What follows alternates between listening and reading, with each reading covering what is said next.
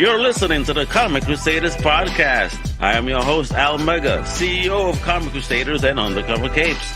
In this show, I'm sitting down with creators from all walks of life to talk about inspiration, process, the lessons they've learned, and a whole lot more.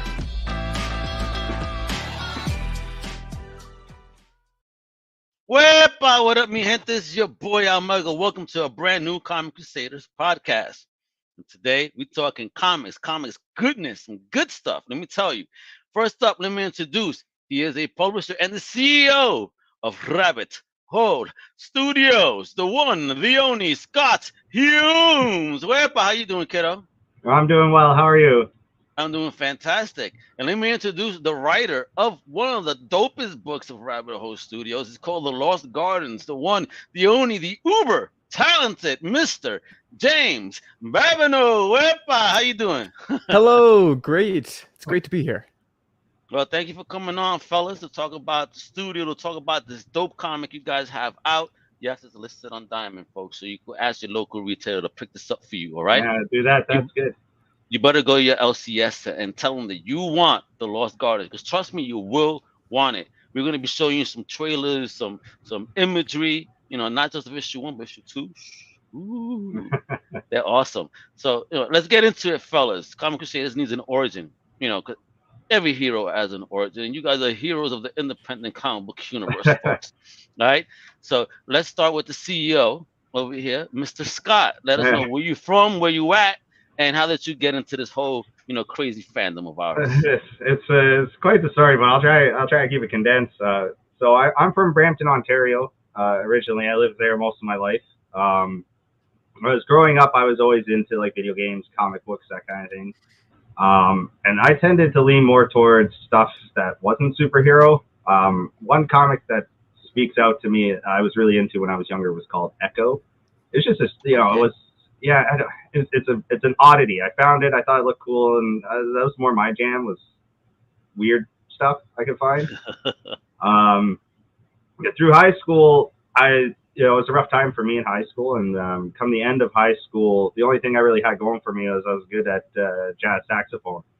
So I was like, oh man, what am I going to do with myself? I talked to the guidance counselor, and they told me there was a demand in trades, so I went to trade school, and I became a welder fitter for 8 years. I did some construction stuff and whatnot as well, and end of that time, we had a steel crash, and Ontario was doing a retrain the trades kind of program going on with the government. So I took a course in video game design and development.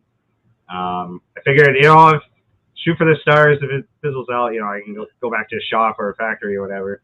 So I did that, and me and my wife, we moved out to Prince Edward Island. They have a bit of a booming game industry out here, and I started Rabbit Hole. I started doing video games for a while. I still am.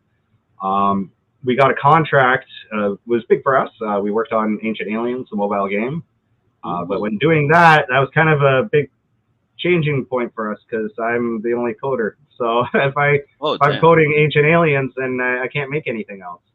But we have a whole bunch of other ideas and IP, so I thought it might be fun to make the comic series. So it's a way of us continuing what we want to make while I'm tied up, essentially. So we started with some concepts for Lost Gardens, and we needed a writer. So my buddy Andrew, he helps me with all marketing and all that kind of stuff, reached out to James, who happens to be a writer. And he took basically the concepts we had and breathed life into them and created characters, and that I would never have been able to come up with on my own. It's been great working with him. Oh, there you go. So give us your origin story, brother. Mr. So, the stars, you caught a bit where the stars kind of aligned there in our origin stories, where we crossed paths thanks to the wonderful Andrew. Yeah. Mr. Andrew. Shout out Andrew, Mac. Yes, that's right. he brought our two paths together. But I was born and raised on Prince Edward Island. Tiny little island, its own little province, Canada. Most people can't find it on a map. And so I grew up there. I went to school there, did everything there. More recently, I'm living in Newfoundland now, which is the far eastern part of Canada. You can't go any further. You hit the ocean if you do. Oh, really? England. Or England eventually, yeah. And so when I was living there, we went to school. I used to read comics all the time growing up. What was your jam? And my jam, the first comic I ever read was Robert Kirkman's The Walking Dead. Okay. That's what got me into the world. And as it naturally goes, you go to the store and you go, oh, The Walking Dead's cool, but look at this. I kind of like Batman. Maybe I'll start reading Batman. And then you just start buying more and more, and you end up joining, the weekly groups, right? Yeah, you show up and you the get Wednesday Warrior. Yeah, and I still am. I still love it every week. Go get my my weekly dumping of comics and literature, and but yeah, so Walking Dead is what really started it for me, and during my time in school, I used to do a lot of like creative activities. Like we used to do some YouTube sketch stuff. Wasn't great. If you ever, it was not good. I'm not. I think I've seen some of it. Yeah, it's not good. And you still hired him, Scott? Damn. I know. And it surprisingly didn't stop me from getting hired, which is great. So nice.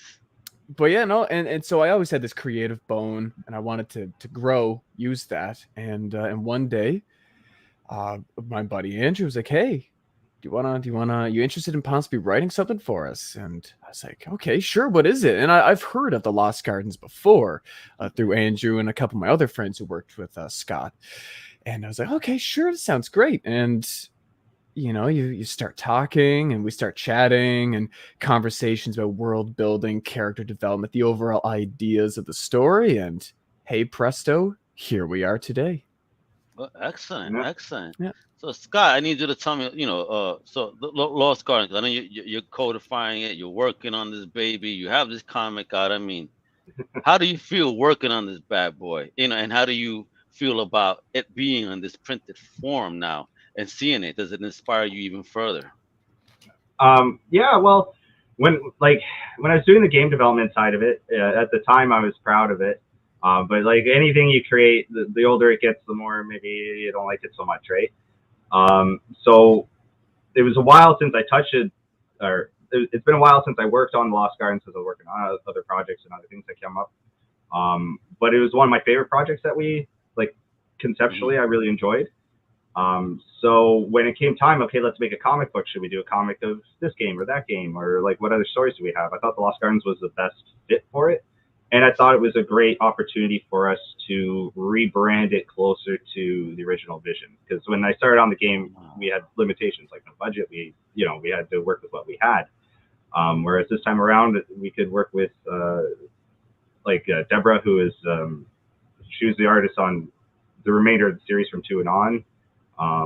And really flesh out a lot of those concepts and ideas in my head a lot more, I guess, to a more precise degree. So I really enjoyed it, and I really like how the story's grown and evolved, because like the more people come on the project from my original vision, it's changed so much. And I always like that about creative projects, because if they grow, like you have to nurture, you can't control them, you have to nurture them, right? And just so, like kids, you can't stop them from growing. Yeah. No. It's either grow it or it dies, right? So, we keep doing it, and I love where it's going, and I'm excited to see what more we can do with it. Excellent. I know, folks, you're like, what are we talking about? Well, these gentlemen were very kind to have a trailer already. All right, so check this out. We're going to get into this trailer real quick.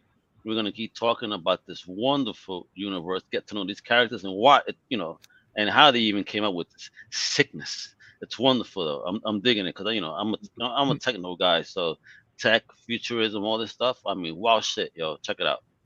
Hub City, brought to you by Ethion. Enjoy the splendor we have to offer our loyal consumers. After all, there's no time like the present.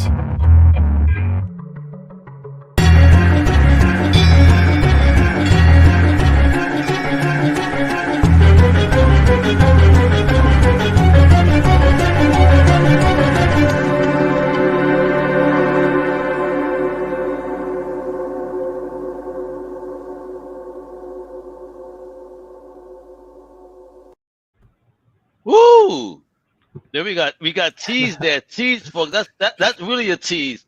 Yo, Big Tom says, "What's up, Big Tom?" There you go. Hi, Thomas.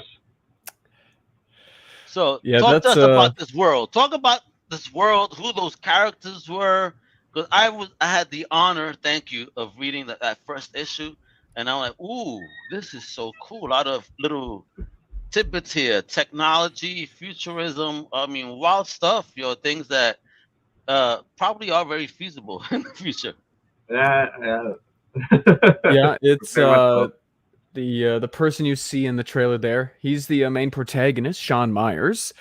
And that is a very frequent face you will see on him. He's very much afraid and very much stripped away of everything he ever knows, as you'll come to see in the series.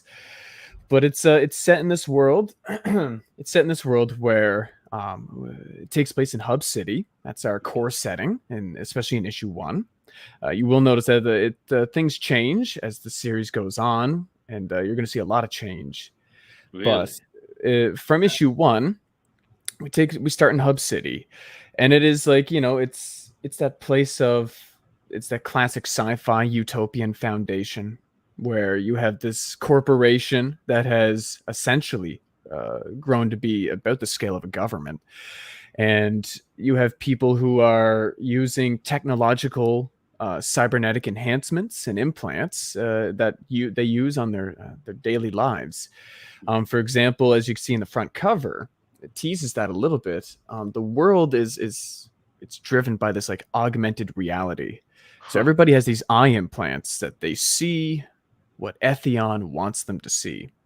And our main protagonist, Sean Myers, something begins to go wrong with him and his implants. And he begins to see the world for really what it is. And it's not so nice. Not so nice at all. Doesn't his world begins to crumble. That's the nice way of putting it. You're not lying, because there's definitely nothing nice about it. I mean, and look at this beautiful art, folks. And Caius does art for issue 1, and it was a really good foundational setting of tone visually, just to like get the idea of what this world is going to look like, and especially the colors from Michael Woods. I'm really top notch. Yeah. And before I definitely want to get into how you found this team, but I definitely want to tell you that I didn't expect Google. that little twist. I didn't Google, awesome. But I didn't expect the twist like you guys had explained, where the augmented reality, things started going off. I'm like, holy crap, what's going on here? And I had that snap moment. Like, wow. Once again, corporations messing up the future. You know what I mean? As they tend to do, I find in a lot of sci-fi fiction, that is almost the natural inclination of what kind of happens. Well, thank goodness it wasn't Taco Bell, the one that you guys decided on. You're seeing tacos everywhere, right? Imagine cybernetic tacos. That's going to make a future issue. Hey, why not? Hey, listen, they might have fuel for what's going on here, because some of these people may not be people after all, which is another thing we discovered. Because I was like, oh, snap. I mean, like, wow, this is a very sick and twisted world, because we're seeing things like that nowadays when people have certain type of dolls, if you will, that are life size. And the next thing you know, all we needed them is to start talking, and it's a wrap. You know what I mean? Yeah, it's only baby steps, right? Yeah. You just got to push the envelope a little bit at a time, and that's how you end up in these places. And Scott, this is how the game was supposed to be too. We were building some type of world. The game. So the game takes place after the events of the comic. Oh, really? Ooh. Yeah. Dope. So my plan, from like, I guess, a design perspective, was because we can produce a comic book a hell of a lot faster than we can produce a video game. So I wanted to really build the world and the lore and the characters and the environment while I work on this game that takes place after what occurs in the comic series. And I'm hoping that they converge. So when the comic's over, the game comes out, kind of thing. You can continue the story on. What? Yeah. You better put this on every platform. Oh, man. There's only so many hours in the day, but I'll do it again. He goes, Al, don't give me no more damn work. Stop it. Yeah. Yeah, but look at these panel uses. You guys kind of like this for me reminded me of a very old school comic. A lot of word bubbles. A great use of the page. Panel wise. Different emotions going throughout here, and this is where I had my oh shit. Like, whoa, wait a minute, what's going on here? Yeah, So right can you explain a little bit what's going on here and who this is? Because I mean, this is wild stuff, man. You guys were messing with me. And here's also when I noticed that. I mean, kudos on the artist because I took a good look. I said, "Oh, damn, something's up with the eyes. What's going on?" I thought for a moment he was one of those, but I was very wrong. And that what you're seeing there, and I think your mouse is hovered right over the eyes. So that is the that's just kind of visually. We've kind of decided as what happens when the augmented tech that is implanted into like the retinas, the iris, begins to fail. And so he begins, the page before, she's sleeping on the couch, and then all of a sudden, she looks rather human. And then as the technology glitches, it reveals the unfortunate truth that the picture frame is actually broken. That wine bottle is not a Chateau from France. It's actually just some Garbo Ethion knockoff. And oh God, it's some barefoot or some shit. Yeah, right. $12 and he paid $50. Right. And you have Sean's lovely companion, Marianne, it turns out isn't really real to begin with, or I guess your concept of real. It's she's not human. Yeah. Oof, man. I hope she was easy on him, those lonely nights. You know what I mean? Dang. And then look at the city too, dude. I mean, what's popping in the car designs? I need me a car like this, like right now. Oh yeah, I think everybody would love that. Yeah, Scott, I need you to start creating cars now. Yeah, we got to hop on that now. Move over. That car design was Batmobiles everywhere. That would be great. I mean, again, but look at the beauty of the coloring, the panels, because the story flowed really well. And then we meet yet another character in this first issue. And there's obviously some nonsense going on here, or is it nonsense? Yeah. So what's going on here, and like who is she? Is she going to be a main protagonist in the story? I've only had the first issue, and I know that she, in the book, kind of is not a very happy camper and promises certain things that may come to fruition. But I don't know. You guys only know. But can you tell us who she is and what's popping? And is she going to be someone that's in the story throughout? Well, she is. She's currently a protest leader who is leading a march on the Ministry of Parts. That's where Sean Myers works. Ministry of Parts. Yeah. And it's got such a great bureaucratic, scuzzy kind of name, right? I do love it. The Ministry of Parts. Like, what can I replace? Dirty boys. Exactly. And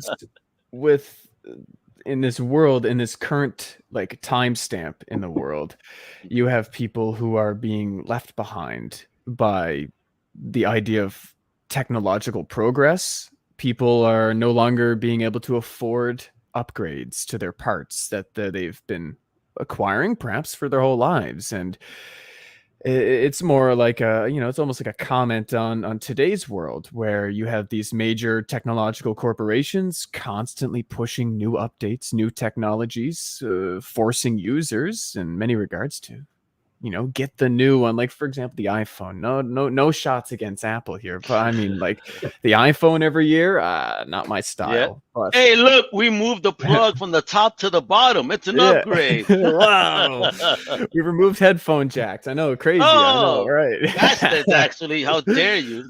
Right? Innovation. And, there goes our future Apple sponsorship, eh?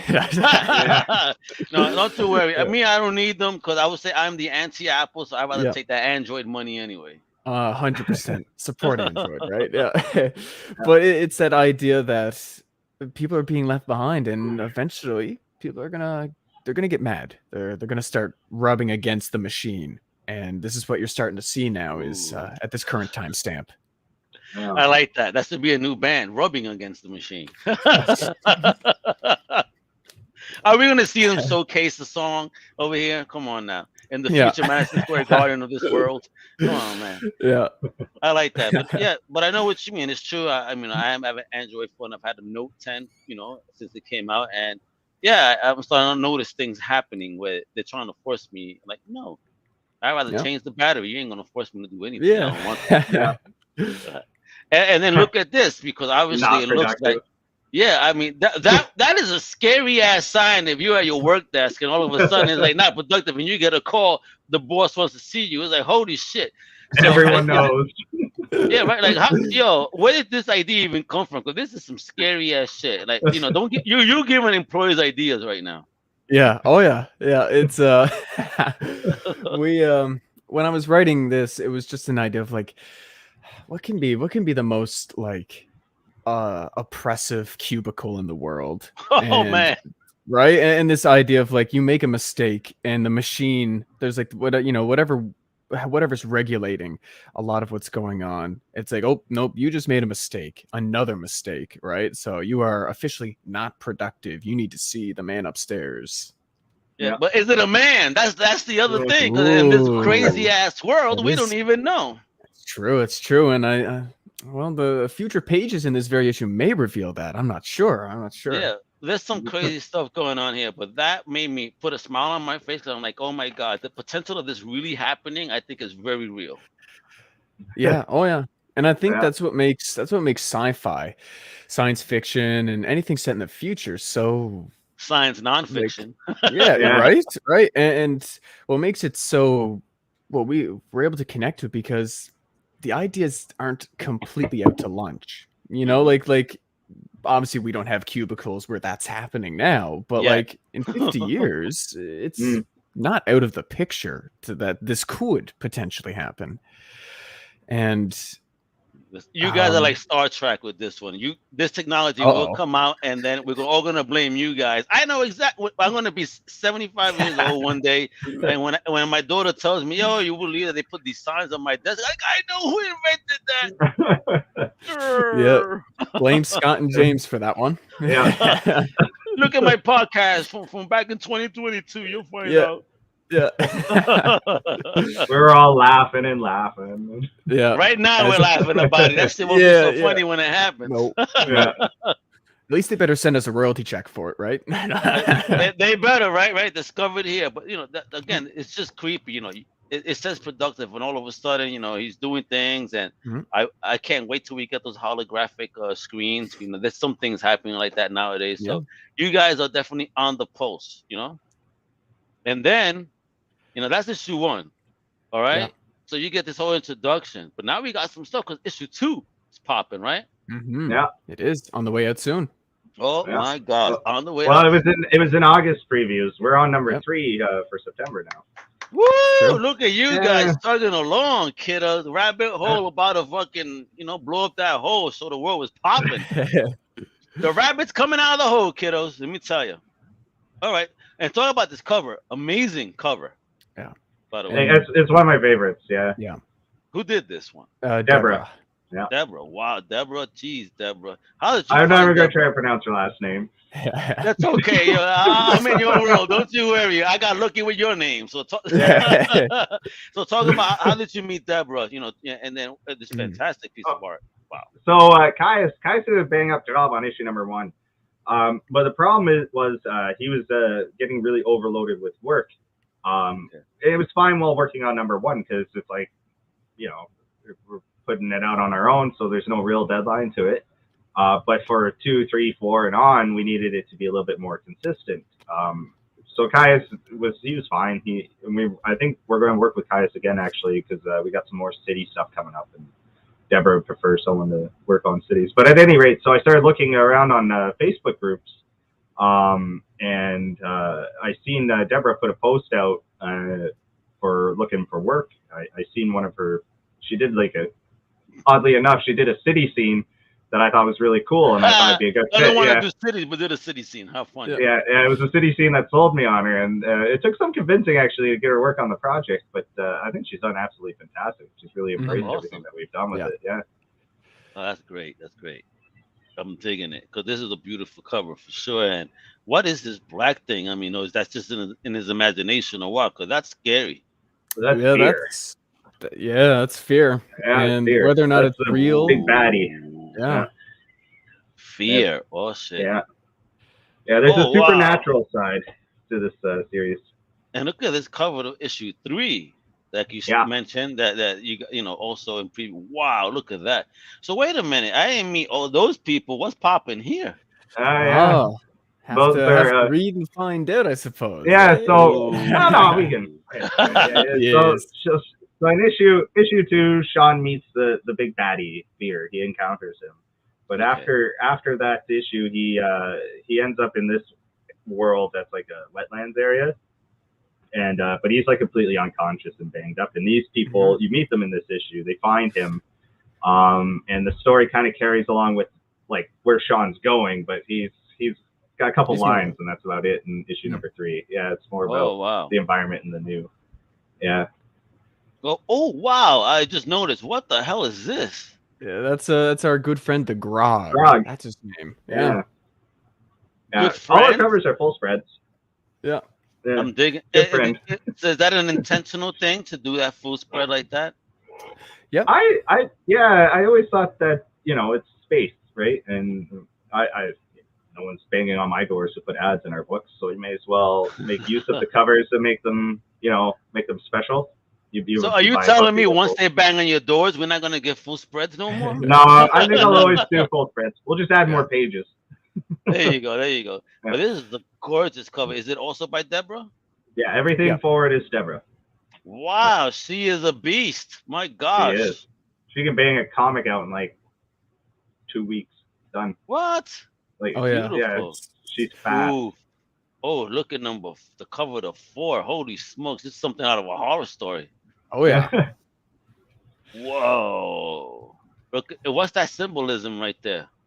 That's a carryover from the game, actually. Yeah, that was the symbol that, like I said, there's a supernatural side to this story, and fear is obviously on one side of that spectrum, and then there's another entity on the other side, and that symbol's supposed to represent that.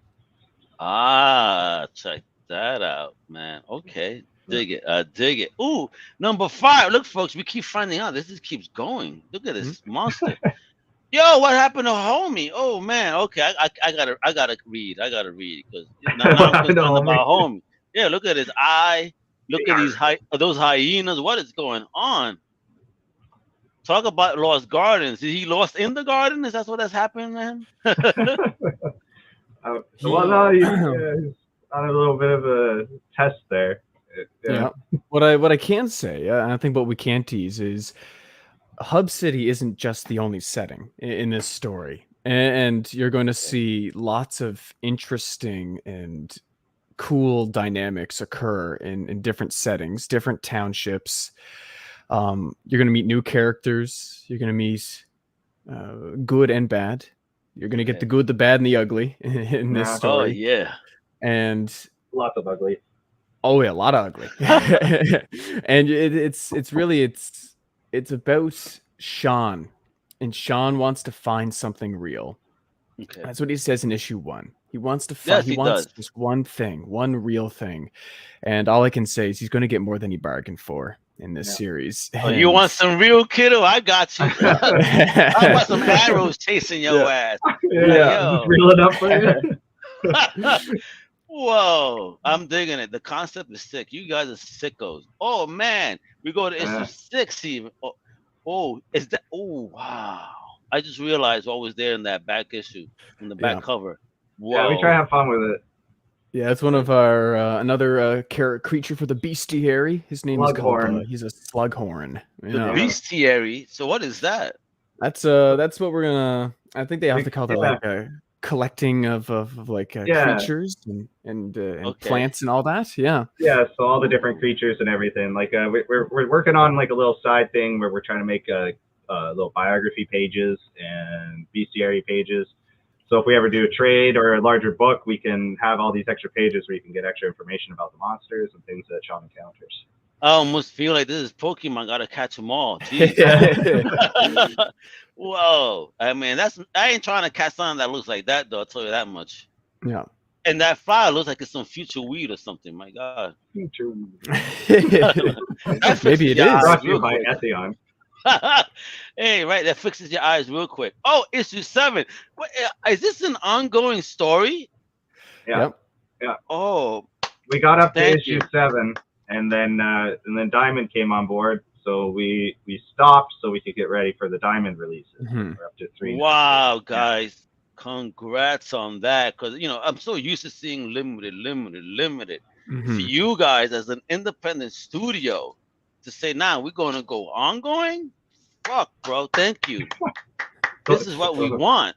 This is what we. And who is this homie? That looks like a total badass right there. What the Yeah, hell? he's a pretty cool dude. His name is Uriel. Uriel. Almost sounds angelic, but not Yeah, so much. there's definitely some there's some angelic or almost I guess what's the word? Thank you, Thomas. Spiritual inspirations. Yeah. Okay. Yeah. And who is this creature over here looking like the creature from the Black Lagoon Yeah, on that's steroids?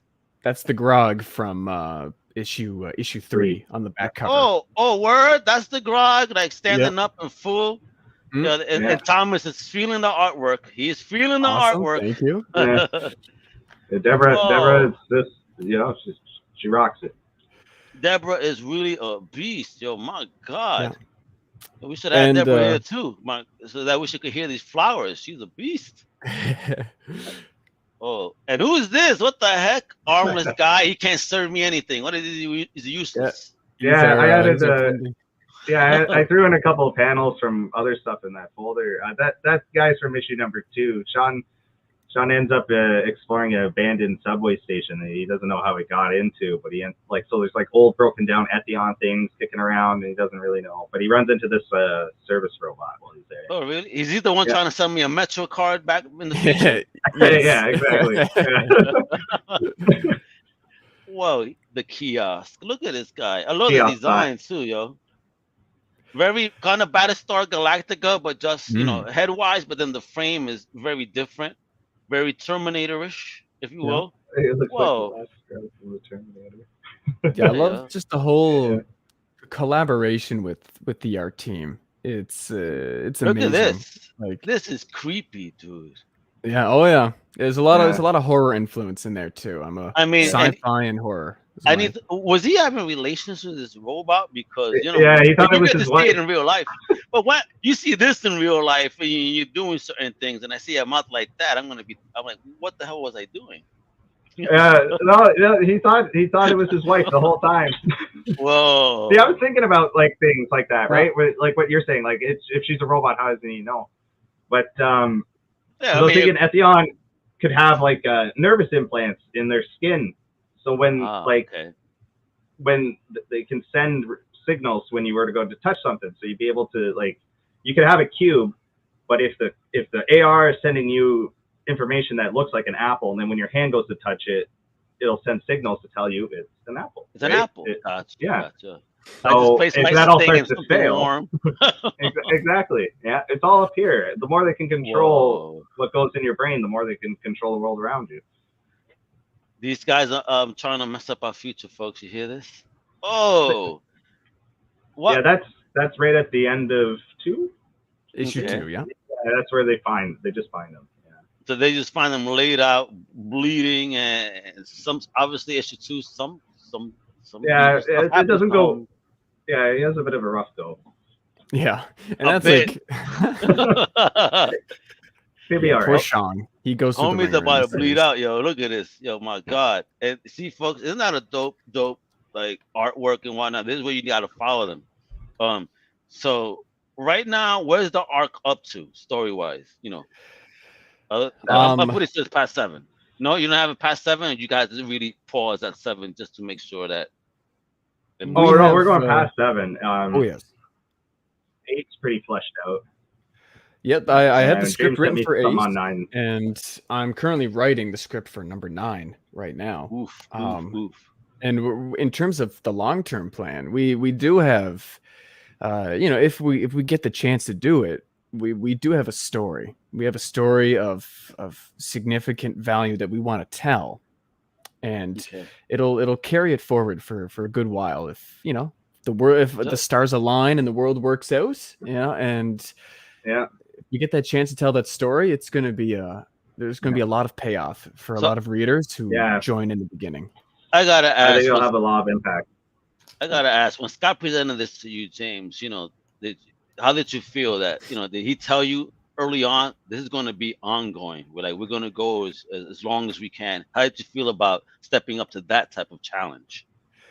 It was when Scott first approached me with this idea, at the time we didn't have like an exact picture of like a long-term view. It wasn't until as the project developed that I started, plotting out an overall arc for this whole series, and then we as we were talking about it and going back and forth, and we've got a journey, and it's and if we get to tell it, it's going to be long, but it's gonna have a very, very wonderful payoff, and it's gonna be. I can't wait to see it come to life. It's wild. Don't worry, everybody's gonna buy that omnibus, so that way they could just read it in one sitting, for a couple of weeks. Yes. Oh yes.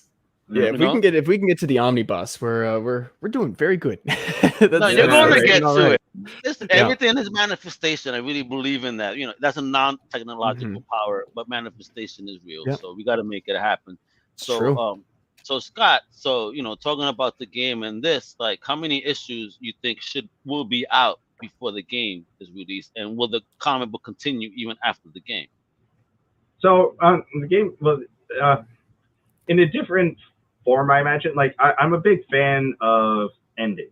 I don't like forcing things beyond their lifespan. Yeah, no. It does more harm than good. I think if something has like a hard end, then it benefits. The overall work benefits from that.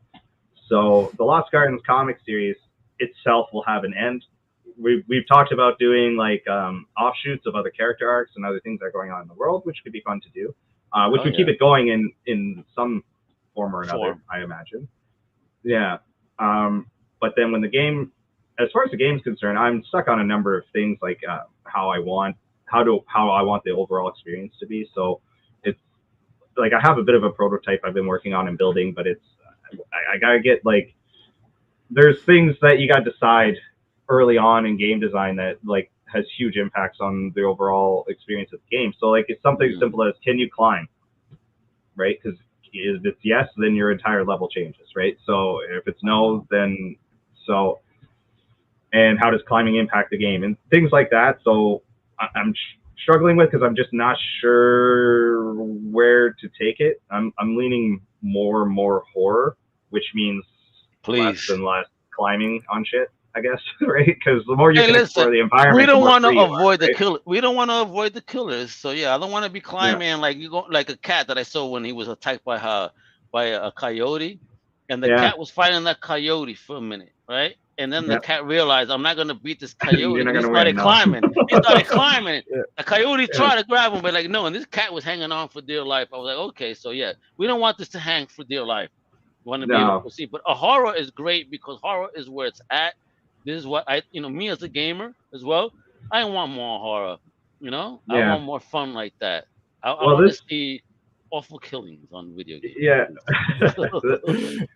This game will be something else, because there's some fun things that I'm working on for it. But it'll be some time, because I can only put so many hours a week into working on these things. So little by little, it'll go far. I'm thinking about I used to stream my dev work. I'm thinking I might start doing that again to keep that alive, keep people interested in what's going on that front. But yeah, just little by little. Right now, the comic book is the top priority, because it's the product on shelves right now, right? Whereas the game's a fun idea, so comic gets a bit more love. I just noticed what Thomas mentioned about that part with the it looks like the last scrap from the Terminator. Yeah. Awesome, but I'm digging it. So talk to me about Rabbit Hole Studios. I mean, is it going to be just more than the Lost Gardens, or what? What's popping? Okay, so Rabbit Hole Studios. When I started it, we were doing games, like I said. So I have a number of older games ideas that we like. I want to turn a lot of them into comic series. One of them, I guess the working title is Spirit of Adventure. It's a more kid-friendly focused series, but excellent. Yeah, it's about I'm not sure if it's going to be one girl or like a group of kids. I'm not sure. There's I'm hearing comments on both sides which way we should go with it, so I'm not sure. But the heart of the idea is it's supposed to try to capture what it is like to go on an adventure as a kid. So it's not so much like I want to illustrate it through the world. So as the one of the Carol's names is Lily. As she goes through the world in her adventure, she starts with like a bucket on her head, a trash can for a shield, and a stick as a sword, right? Because she's a kid on an adventure. These are her weapons. She's equipped, and off she goes. But as she starts to go through the world, you don't see her wearing these things. You see her in knight's armor, or you see her in. So it's a little bit kind of inspired by Calvin and Hobbes in a sense, where her adventures become very real to her. Yeah. And to a certain extent, actually affects the world that she lives in. So it's like a little bit, just like a lighthearted, fun adventure kids thing, right? Then there's another, like I want to do one, like in issue number 2, we touch on, Etheon has like a race circuit. They do races, like I guess Speed Racer or F-Zero or whatever, like high-tech fast racing. It's just touched on as a thing that's going on in the world. But the reason that that's there is because there's a racing game I want to make that's very much like F-Zero. So I thought that it would be fun to start to incorporate those elements in the comic series and then try to grow them, right? Please do that. I'm an old school gamer. I mean, my first racing game I ever played was Pole Position on Atari. I still got the cartridge. Wow, that's impressive. Yeah, listen, I just moved back to New York, and my mom, she's notorious for throwing out stuff. To be honest, like most moms. I was gonna say, yep. She actually kept my 2600 and my 7800. That's awesome. Sorry. Yeah, I couldn't believe it. Like, oh my God, I almost fainted. I'm like, you didn't throw this out? My gosh. Yeah, so I gotta get the little box and figure out how to connect it to a modern TV so I could have that experience. So I still got the OG joysticks too, the one button. Oh wow. That's awesome. That's awesome. You're gonna have some fun with that. Oh hell yeah, man. I mean, would you guys ever consider going back and doing something retro like that within Rabbit Hole Studios? But I mean, I'm not opposed to it. I tend to always just be looking at what I want to do. Art style, I think, is very much determined on what you are going for in the game, right? So if you're going for something that feels nostalgic and those are themes you want to hit on, then it's absolutely an appropriate art direction to take something, right? But if you're going for something else, it also depends on budget constraints and team constraints, right? So the original Lost Gardens game was done in a 2D art style in a 3D environment because that's the best we could do at the time. Whereas now I want to go full 3D because I think it's more appropriate. I don't know. Maybe some other games we might. I would like to do a retro game, but I'm not sure what I would do with a retro game. Listen, like if you're gonna have artists like Deborah, yeah, man, let's get some barbarians in that mother. That's what we gotta do. Some sword wielding action. Yes. Yeah. That's what we gotta do. Look, Conan. James is up for it. Yeah, some Conan. We could call him something else, Honan or whatever. Conan. Oh, hey man, is that? Hey man. Yeah. It's Hey man. Hey man. We're just on the fringe of copyright infringement. Only on the fringe, though, Yeah. Oh yes. Yeah. That's awesome. So I hope to really see this go to at least 100, 120 issues or more. James is like, God, don't give me that much work. Get on it, James. Yeah, I think naturally, if I sure we'll tease it. Here we go, Scott. Big tease. No, rough, yeah. So it's coming down from the ceiling, disco ball and everything. And the next issue, yeah, a rough series estimate. Very rough because plot lines change as you write. I'm not going to be constrained to an idea I had, let's say 5 years down the road. I don't want to be constrained to the idea I had then if something better comes up now, kind of thing, or the story changes naturally, as it does. There's so many things. Even in issue 9. Yeah. And like writing issue 9, what I had originally planned for 9 is not what I'm writing today. So I know the story changes. But roughly speaking, it could be anywhere from 60 to 70 issues in terms of like a long-term, if we're talking like long-term story, like with a defined ending. So there's enough material or ideas to create a story that isn't, and that's the other big thing too. I'm not a fan of filler myself. Stories have to, anything you write has to be important. It has to be meaningful to the character or to the actual story of the world. Every issue needs that sounding important. Yeah. And like, if you leave an issue that, and everybody's different, of course, too. I remember back in the day, some people would complain about some of those issues of Walking Dead back in the day. They're like, "Oh man, nothing happened in this. What a bunch of baloney!" But then it paid off like 4 issues later. It was like, this wasn't phony baloney. Okay, yeah. Well, don't you worry. I was in your crew. I was the first one in my whole neighborhood that picked up Walking Dead. Yeah. I grew up reading Savage Sword of Conan, so black and white artwork doesn't bother me. Oh yeah, and that was their reason for not buying it. Oh, it's black and white. I'm like, what do you mean it's black and white? Yeah, like I grew up watching all the old Universal Studios, like the monster movies from like the 1940s. My dad loved them, so I used to. That's actually where you mentioned the creature from the Black Lagoon. That is a direct inspiration for the Grog creature. Okay. I was like, I want to. But he's on steroids, though. I think the Grog will beat the crap out of the creature from the Black Lagoon. He was going to the gym day. He didn't skip arm day. Yeah, he didn't skip arm day or leg day or ab day. Grog hit the gym. They do. They hit it hard. Yeah. Grog is the Black Lagoon's cousin that actually worked out. He's the Arnold of the family. I would mess you up, man. I love it. You guys are having fun with it. This is what I love about it. You guys have such a great energy because you guys are actually having fun with this. You know what I mean? You're not taking it uber serious on that level. We're having fun and world building and bringing about the next technological foils in our lives in the future, because I know some geek is going to see this like, I think I could make this. Not productive.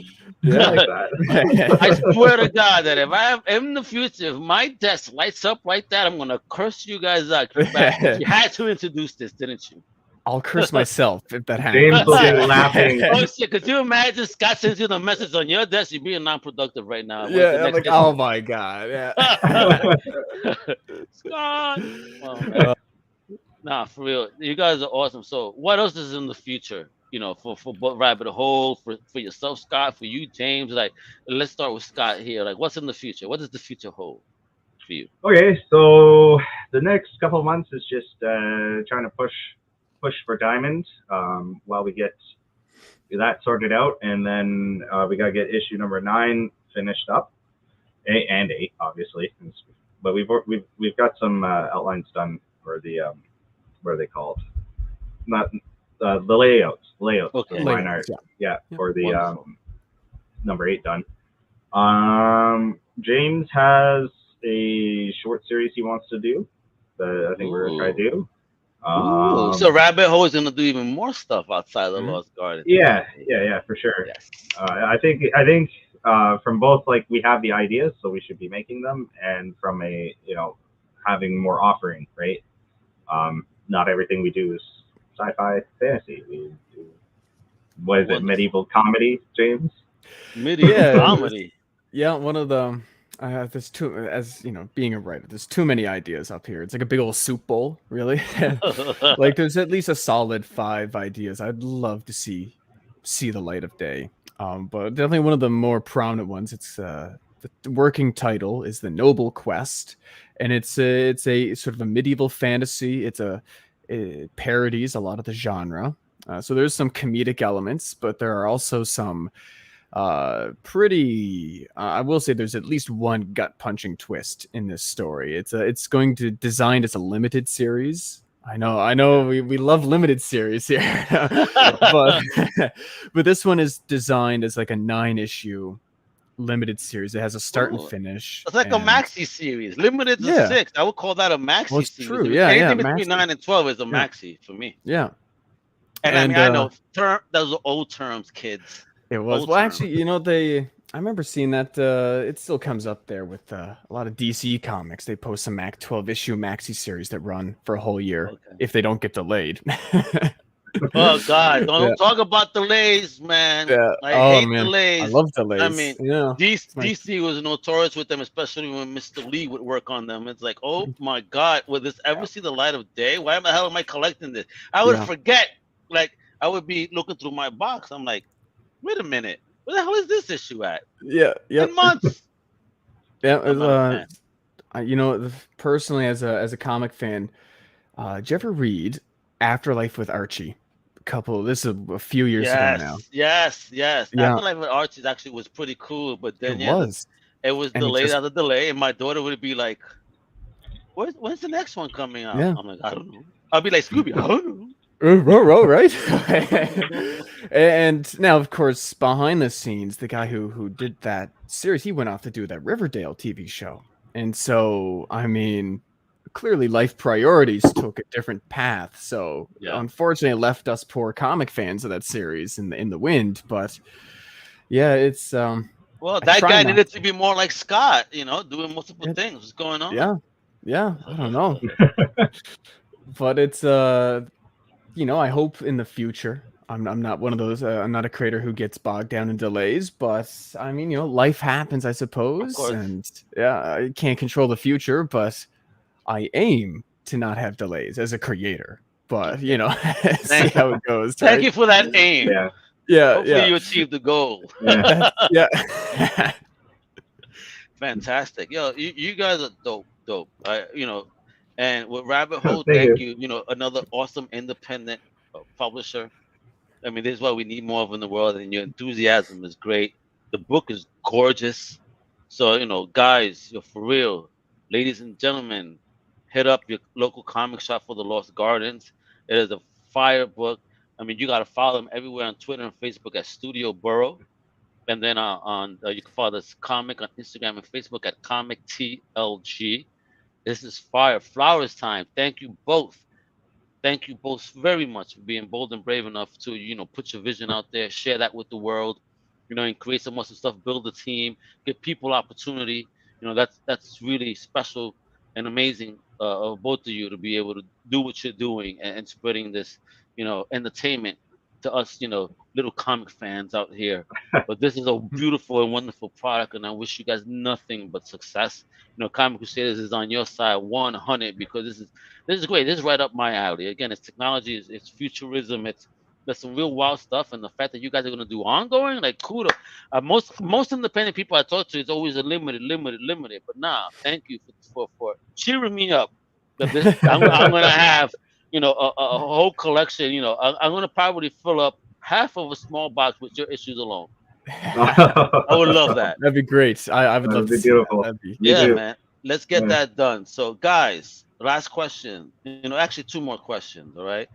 First up is, are you guys going to be doing any conventions? Will we see you at any conventions throughout the rest of this year? Not this year. Okay. No, not this year. Nick, me and Andrew, we did up a convention spreadsheet because we do that fun jazz behind the scenes. Spreadsheets, Excel, bosses, check them out. Of a bunch of different conventions, so it does look like we'll be trying to get to a couple next year. Excellent. But because of where we're located, conventions are a little bit trickier. Like James is in Newfoundland, so he's gone, and where I am in Prince Edward Island, it's traveling to get anywhere really. So but Rhode Island is very small. So you could go to Providence and go and Rhode Island Comic Con. You could do that one. And there's also the I lived in Massachusetts for a bit, and also Rhode Island. I lived in Woonsocket, so I'm familiar. There's a lot of little cons you guys could definitely do. I think you should do that. There's a very hardcore fan base in Rhode Island when you hit the shows, so you definitely do them. I would love to see you guys in one and get autographed copies for. Right? Oh, it'd be great. That'd be fun. Yeah, and that would be. I am moving actually. Oh, here we go. Fun You're drop. Moving. I am moving back. I'm moving back News to me. Oh, you are? Yeah. Oh. Next summer. So traveling to cons be a little bit easier too. Yeah. Oh Yeah. snap! Oh snap! Uh-oh, the dynamic duo is gonna be together. Watch out, Yes. world! Rabbit Hole's coming for you. I dig it. And then lastly, I'll start with James on this one. What type of advice would you give to any new creator trying to step into this wonderful game and business? It's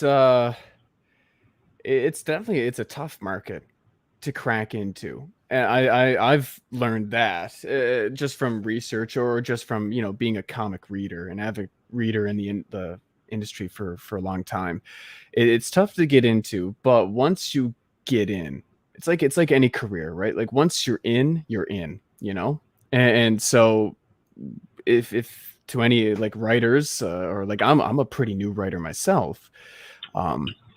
Anybody who's new at writing or anybody in general who's in the industry, just keep doing it, keep going at it, because eventually it's going to work out and you're going to create something cool. And even let's say maybe it might not be the next Watchmen, it might not be the next Batman or Superman, but even if you get like just even a handful of people who can say, hey, that was really cool, I think it's worth it. I think it's worth it in the end.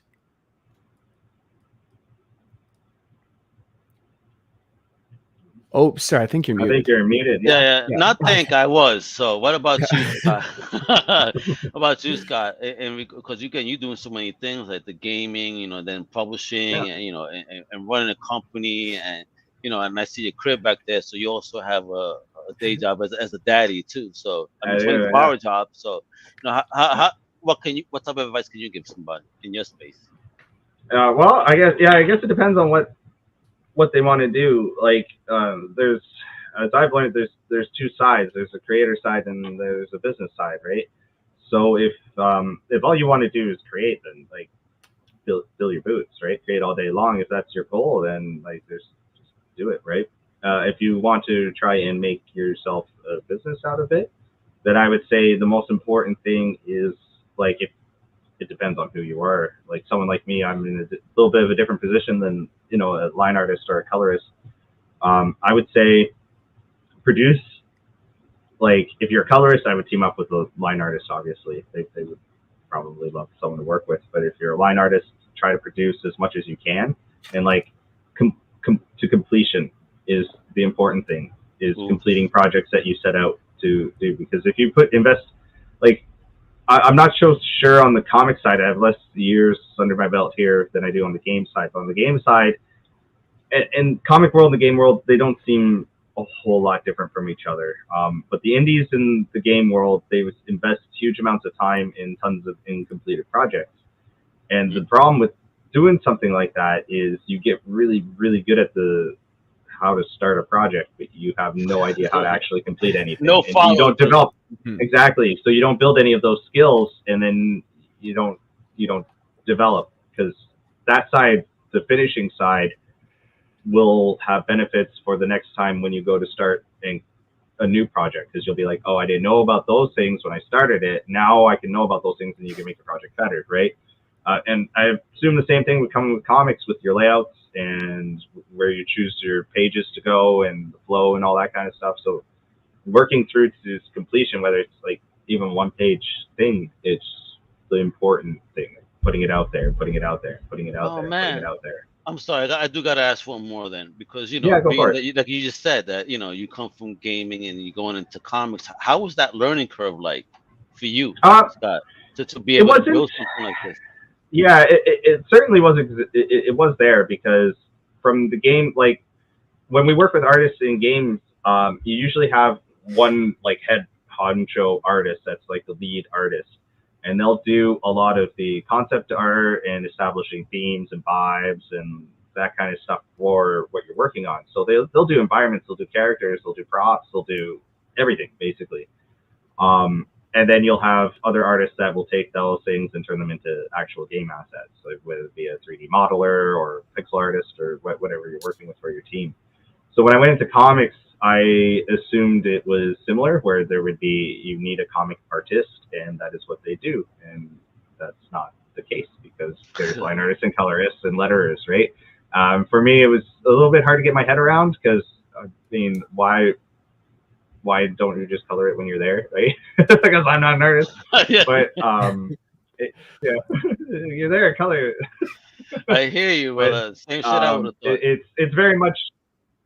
Yeah, it's very much like any other trade where it's like you have specializations within the art umbrella, right? So I was looking at like, oh, you get concept artists, they can do a comic, but it's like, no, you need each person to do it well. Other than that, it's not entirely different because like we do layouts. Deborah does a layout, and I look at it. It's the same as storyboarding or cuts for a cutscene. Basically, is what it looks like to me. And then so I'll look through it and I'll say, oh, you know, I don't know if this panel should be like this, or maybe try this angle here or that angle there, that kind of thing. In the first issue, you notice there's no full spread. I don't think we got a full spread in issue number 2 either. And then I noticed that I was like, no, we need to take advantage of full spreads. Like that's a thing, right? Like, but don't overdose. It's a missed opportunity.